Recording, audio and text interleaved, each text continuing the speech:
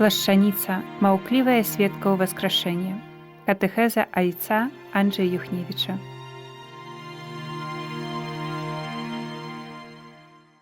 Пахвалён Езус Христус, навекі вечныя. Амен. Пераходзім з вами сёння да асаблівых разважанняў. Менавіта хочам разам прыглядзецца мука Пана Езуса Христа, абапіраючыся на сведчанні турынскай плашчаніцы. Тое, што яна для нас паказвае, як магло адбывацца, як оно праходзіла паводле гэтага дакументу, гэтай рэліквіі. Першая частка ўжо агоніі Пана Езуса распачынаецца ў аліўным садзе. За хвілінку прачытаю гэты фрагмент паводле святого Лукі. Чаму менавіта паводле святого Лукі? Ведаем, што ён быў доктарам з традыцыі касцёла і, ведаючы анатомію чалавека, вельмі добра паказвае, што адбываецца таксама з Панам Езусам. З Евангелія паводле святого Лукі, 22 раздзел, верс 41-44. А сам адышоў ад іх, як кінуць камень, укленчыў і маліўся, кажучы: «Ойча, калі ты жадаеш, адхілі ад мяне гэты келіх. Але не мая воля, а твая няхай станецца». З'явіўся яму анёл з неба, суцяшаючы яго, і моцна пакутуючы, ён маліўся яшчэ больш. А пот ягоны быў быццам кроплі крыві, што падалі на зямлю.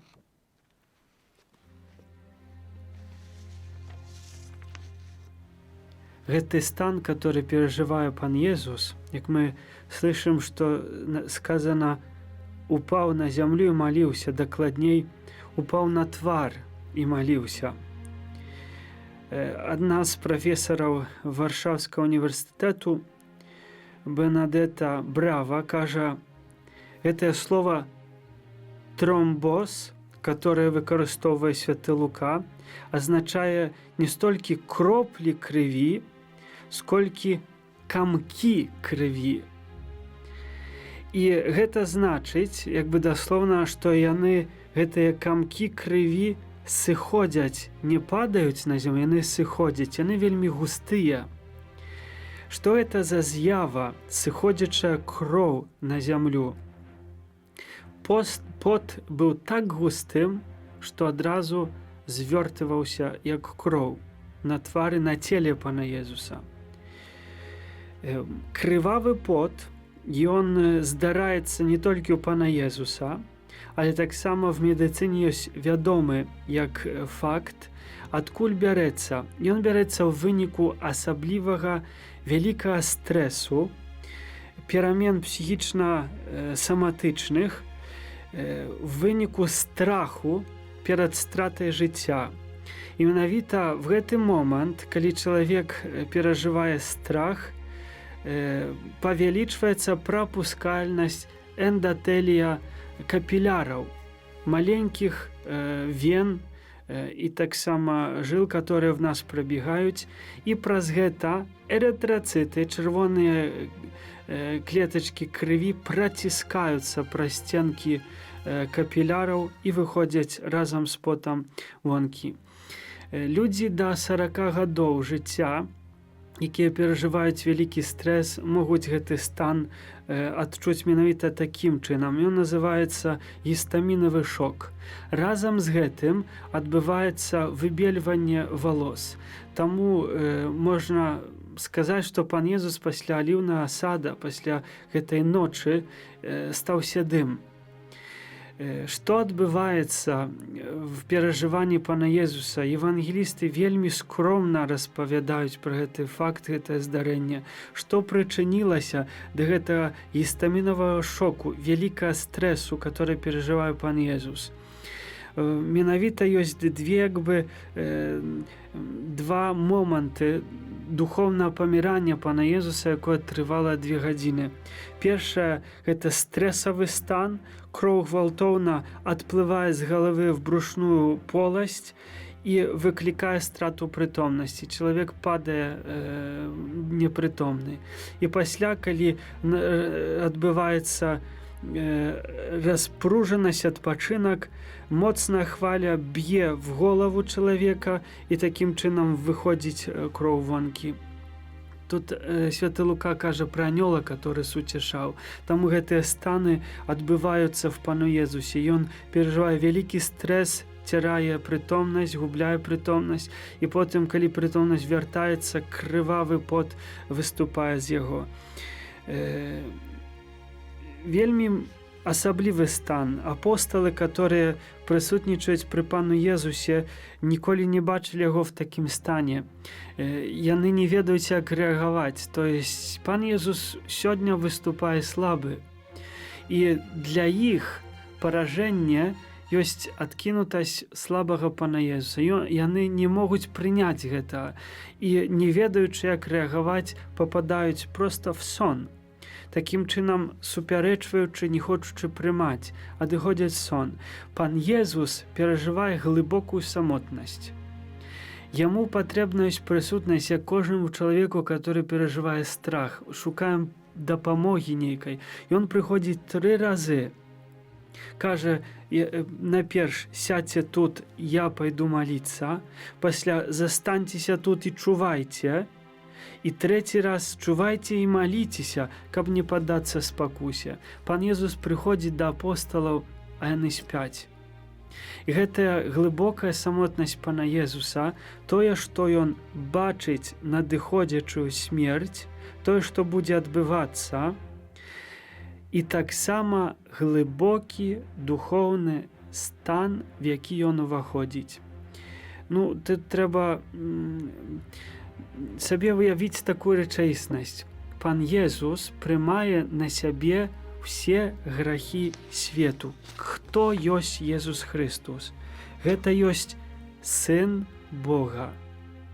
Ён ёсць в Тройцы Святой. Ён ёсць Тройцы Святой. Гэта азначае найсвяцейшы прымае стан граху. Грэх, як кажа Святое Пісанне, ёсць супрацьлегласцю да Божай святасці, варожы стан Бога да Бога. І цяпер, калі Христус бязвінны, святло свету, ваходзіць в цемру, можна сказаць, што гэтым чынам ўся гістарычная варонка сусвету граху, которая ввогуле заіснавала до Езуса Христа і пасля, яна некім чынам касмічна сабраная і абапіраецца в адным пункце, якім ёсць Езус Христос. Всё гэта давіць на яго, і ён прымае гэты стан як свой асабісты. Выходзячы в гэта, можна ўявіць, што ён выступае сам супраць сябе, бо выходзіць, як кажа святы Павел, таго, хто не ведаў граху, Бог учыніў грахом замест нас, каб мы у ім сталіся справядлівасцю Божай. Это вообще в галаве кружыцца. Калі чалавек уявіць сабе, што той, хто ёсць найсвяцейшы, выходзіць в стан граху. Той, хто ніколі, гэта супрацьлегласць яго самога. Калі бярем пад увагу Пасху евреяў, габрэяў, которую перажывалі, яны складалі ягня, яны складалі зверей. І гэтай крывёю Майсей акапляе алтар і акапляе ўсіх вернікаў. Што это азначала? Калі яны заключылі з Богам запавет, то яны не толькі дагаварыліся нешта, яны сталіся адно, з'яднаныя з Богам. І цяпер, калі хтосьці парушыў бы гэты запавет, то ён мае паўтарыць лёс гэтага звера, которого проліваюць кроў.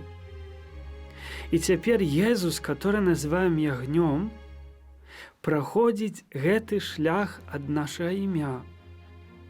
Зусім супрацьлеглы стан, таму Бог, паслаўшы Сына свайго в постаці грэшнае цела, з-за граху асудзіў грэх у сваім целе. То есть там, дзе быў грэх пачаты, там ён таксама знішчаны. І вось гэтая агонія, паміранне распачынаецца ўжо в садзе аліўным. Можна сабе ўявіць, што гэты стан адзіноты ён не можа знайсці ў дапамогі у сваіх апосталаў.